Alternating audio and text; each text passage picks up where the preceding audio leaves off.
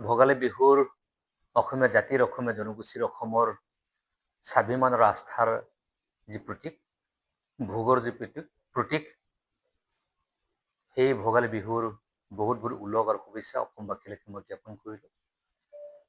Rabha Hasong autonomous কাউন্সিলৰ বাসিন্দাসকললৈকে মই জ্ঞাপন কৰিলোঁ।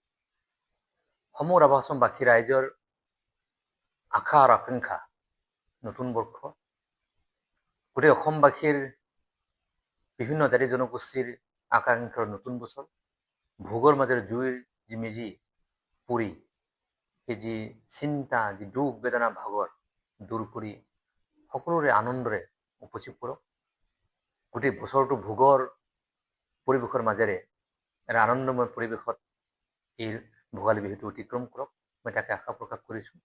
আৰু এই ভোগালী বিহুত আনন্দৰে আৰু হাঁহিৰে এই ভোগালী বিহুটোক আমি উদযাপন কৰোঁ আহক।